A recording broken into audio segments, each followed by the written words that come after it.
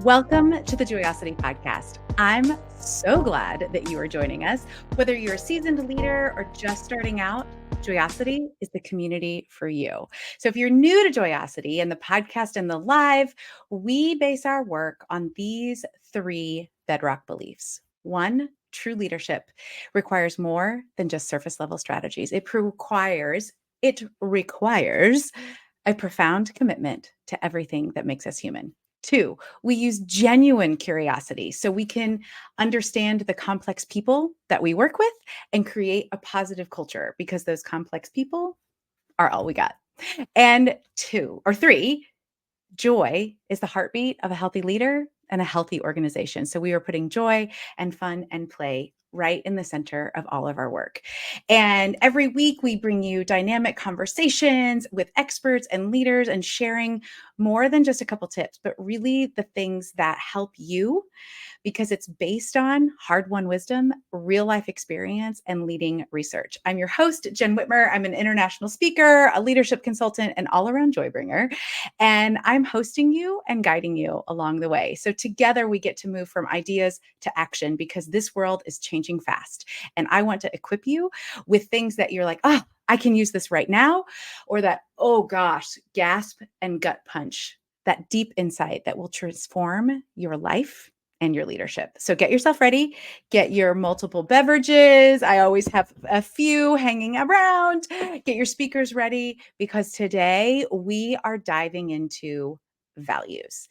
And I know that values can sometimes be like, really? What are we talking about here?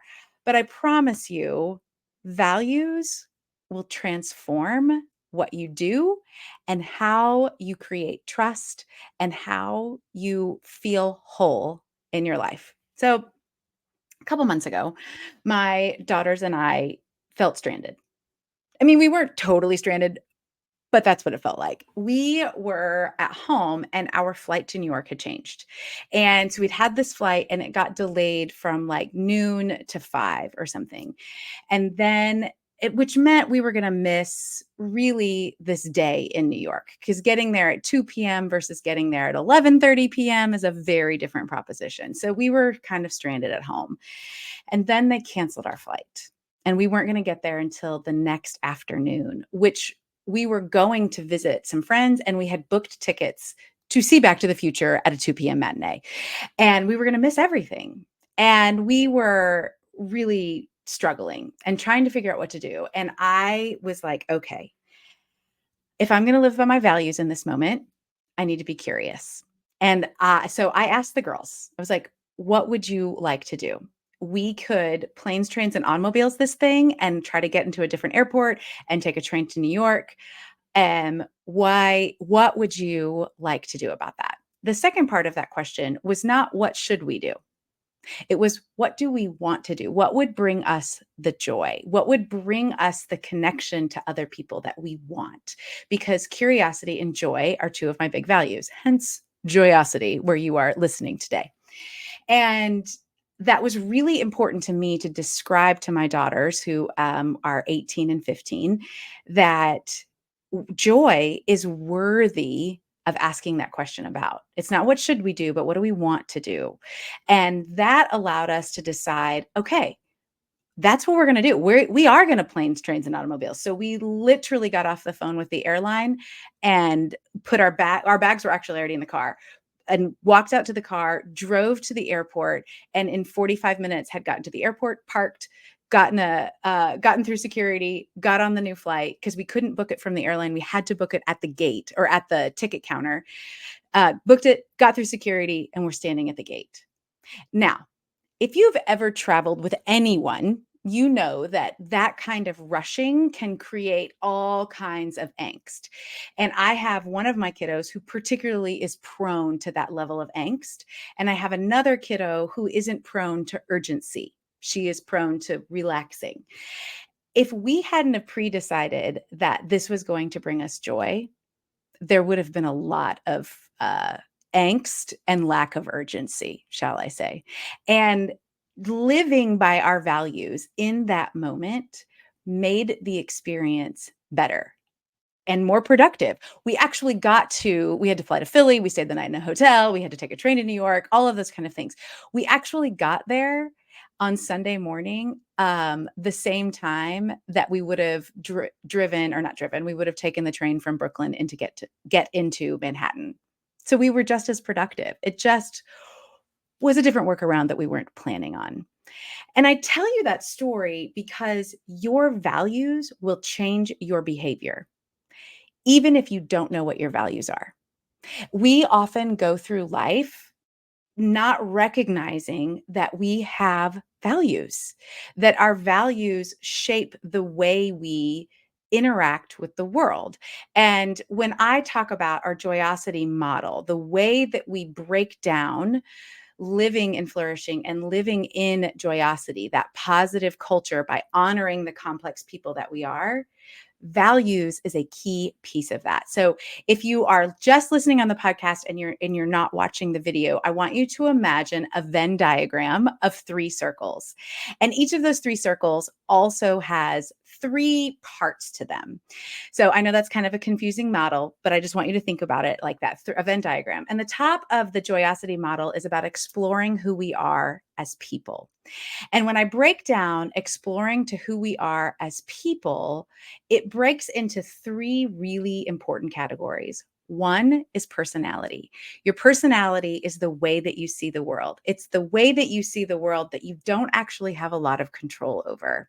Most experts and the research that I've done for the Joyosity book, and when I have trained and certified as an Enneagram specialist, your personality is what you're born with, and it's the way that you see the world. It's the lens through which you see the world. And then you've got stories, and that's the way that you interpret the way that you see the world. The stories are the meanings that you make from everything. And so you have to explore you have to explore and understand your stories. And then you have values. And your values are your chosen way that you get to see the world. Later, you're going to hear from Ken Black. He is our guest for the rest of the month, and he talks about the lenses of values, and that lenses, the way that you see these chosen ways, are the way you want to be in the world, your future self. He says it much better. So make sure you come back and listen. But the values are the way that you get to choose. This is the way I want to show up in the world. And the reason that matters as a business and as a leader is because when you are trying to create culture, it has to do with the people that you work with. That you can't have like a culture out of technology. Technology is an artifact in culture, but it isn't culture. People, the way that we do things together, the way we interact, is how we create a culture. Last month, Mo Carrick was on, and we talked about a simple definition of culture is the way we do things here. So we're talking about the way we lead, the way we explore who we are. It is a key piece of creating positive culture. And the reason why is because it's an important business aspect. You are going to reflect your values whether you are aware of them or not. And when organizations and leaders identify their values, they create cultures that are high trust cultures, that are human centered cultures, and that have joy and positivity and happiness as a part of the outcomes of that culture. And what happens is those cultures, the people that have created that type of space, the way that we do things here is focused on those things, are more profitable. So the point of a business, the way that I like to see the world, the point of a business is to solve a problem. And when you solve a problem well, you make money. We all need a profit. We don't live in a world that doesn't require money. I am not that kind of Pollyanna. However, I do believe that if you put the profit as the most important point, you will fail. And the reason I believe that is I think it is intrinsic. We know that as humans. However, all of the research demonstrates that. So the research shows that companies and organizations that build high trust human centered cultures because they have identified values and value positivity and joy and happiness, they outperform other businesses by 400%. 400%.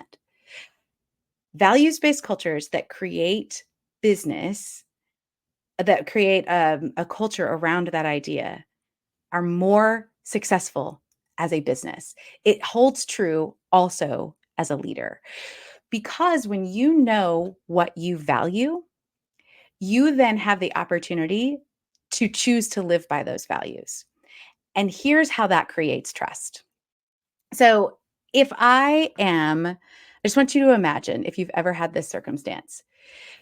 You have a leader who says to you, "Yes, your input is really valuable to me. I really want to hear your input." So I have had a leader that has said that, and I took them at their word. They said they valued my input. They wanted to hear.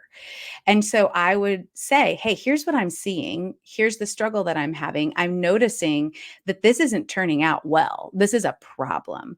And I've got a couple of ideas, but how can we work together to solve this? Oh, well, you're a problem. That's not what's happening.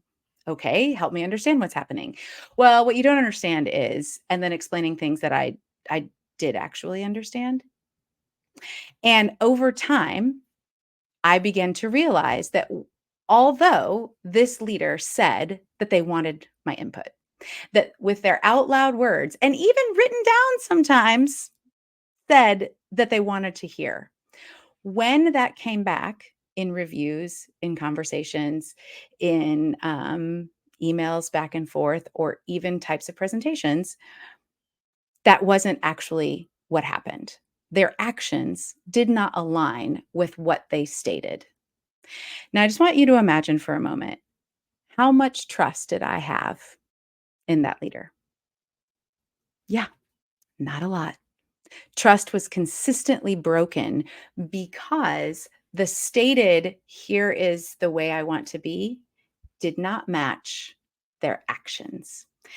And when you have that situation, I define that as the explicit culture, which is what I am saying that we do, does not align with the implicit culture, which is actually what I do.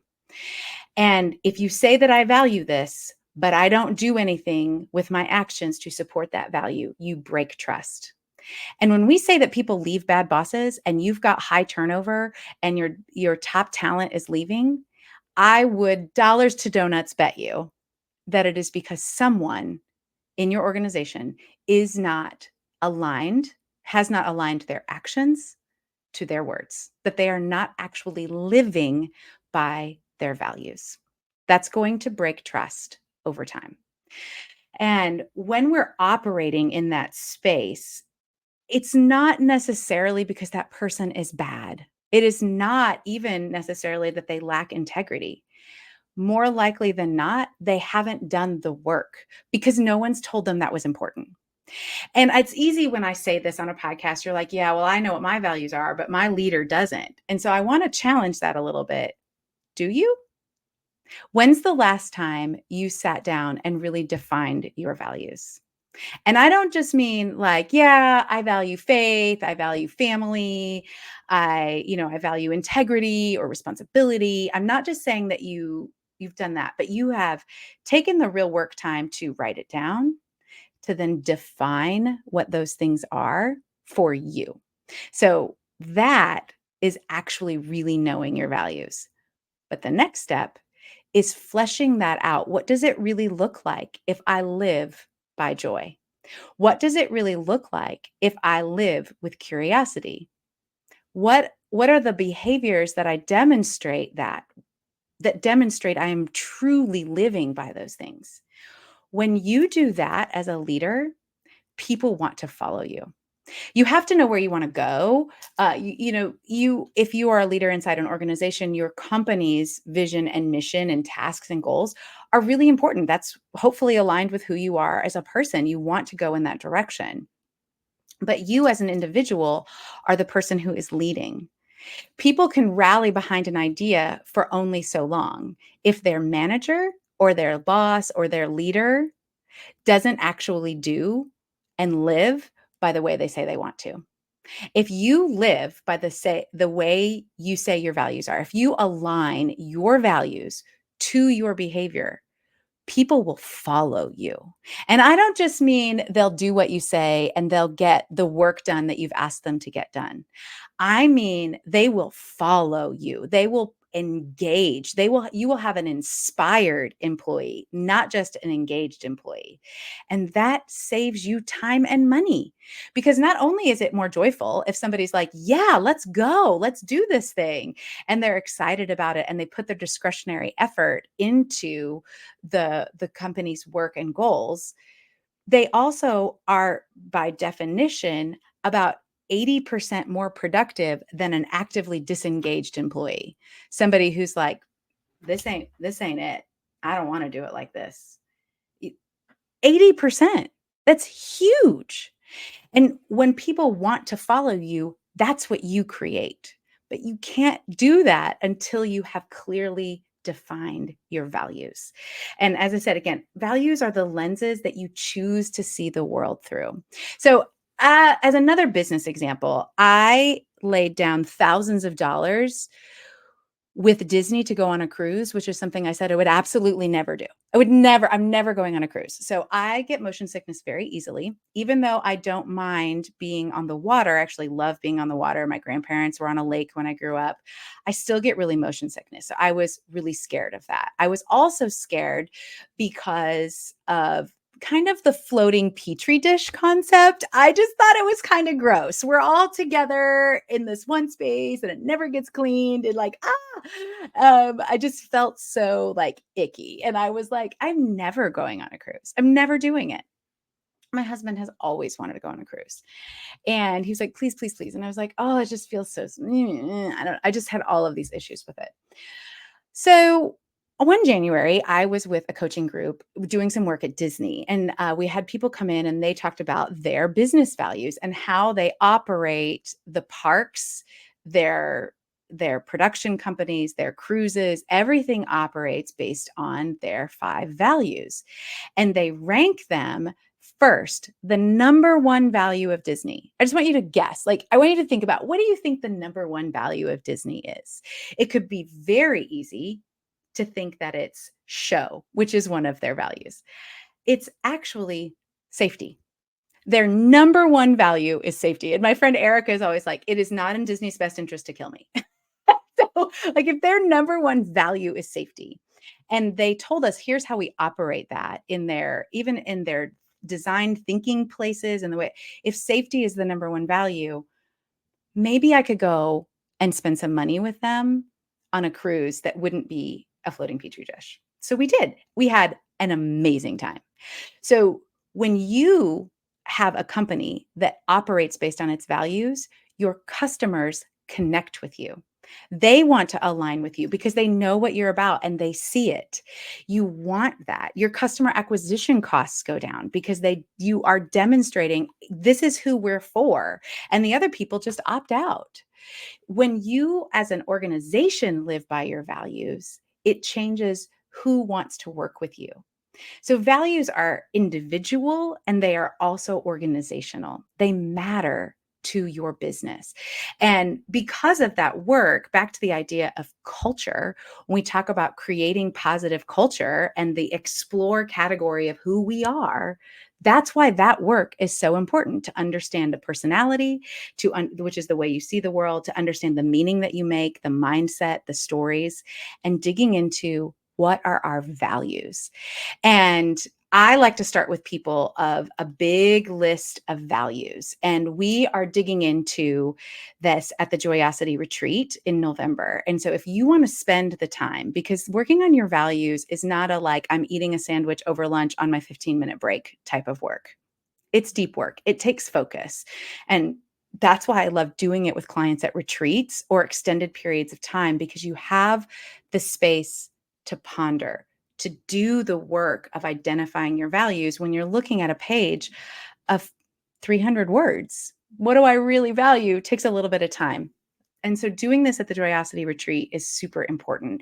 And we're also digging into stories and personality. So you walk away from the retreat really having worked on your mindset, knowing what your strengths and weaknesses are, and identifying your operating system of the way you want to live with values, which is going to create trust, which is going to create loyalty, a positive culture that ultimately not only improves your bottom line, but makes work a joy. You are working toward that space of wholeheartedness rather than the splitting apart feeling of exhaustion because you're living aligned to your values.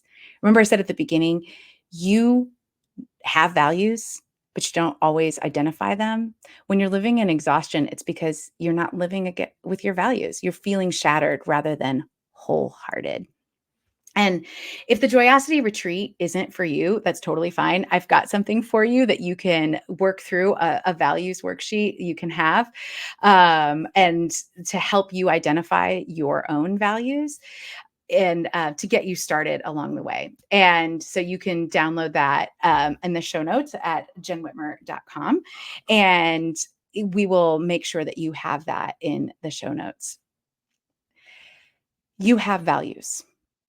If you don't identify them, you're going to fall into all kinds of problems. You'll trip into places that you'll wonder, how did I get here? Why am I even doing this? You will be shaped into a place that isn't the person that you want to be. And if you don't identify your values, you're going to consistently break trust, which is going to harm your leadership and harm your organization and your team. And ultimately, it hurts you. I don't want that for you. When you identify your values as clear as possible. So, for example, my 5 values are joy, connection, curiosity, flourishing, and valor. And did I say all of them? Joy, connection, curiosity, connection. No, joy. If you ever wondered, joy, connection, curiosity, flourishing, and valor. Yes, I said all 5. And I have very specific definitions for those. That guides me in a way that let me say to my girls, if I'm going to live by curiosity, I'm going to ask you. I'm going to ask questions. If I'm going to live by joy, what do we actually want to do? What brings us the things that bring us joy? And actually, there was a bit of valor there to be the vulnerable leader of teenagers, to say, you have options here. I'm not the only one who's going to make decisions. A strength of spirit that in the face of uncertainty moved us to action, that got us in the car, that sped off to got us to the ticket line and through security and at the gate in 45 minutes. When you live by your values, you create a space where people can trust you. They know where you're going and they will follow you. You increase your productivity. You create higher employee engagement. It is a powerful place for you to be. Powerful place for you to be. So the Joyosity Retreat is a great place if you want to come and explore that for you as a leader. And if that isn't for you, that's not for everybody, I would love to help you just identify your values. And so please let me know if that's something that you would like. Happy to get that for you. And it's in the show notes. And if we're going to create joy at work, we have to know what we value. That's what brings us the connection to others and to the things that we want, our favorite versions of ourselves that we're working toward. Next week, Ken Black will be here. He is an amazing leader, design thinker. He worked at Nike for years. He has amazing wisdom to share with you around the idea of values and lenses. So make sure that you come back next week to join us with Ken Black. And as always, I am so glad that you were here with us today. So let me put my coach hat on for just a moment. Don't just leave this here. Take a moment. What did you learn? What's your next tiny action step? Share this episode with someone and tell them what you're going to do. Check the show notes for all the links and connect with us on LinkedIn and all the other socials, or just, drop me an email at Jenn with 2 N's at jennwhitmer.com. We want to keep this conversation going with you. I know your earballs have a lot coming at them, so thank you for listening to the Joyosity podcast and being a part of our community. Please take a moment to rate and subscribe. It helps more people join us in the movement to create positive culture with complex people. So work is a joy, people are whole, and organizations flourish. Can't wait for you to join us next week.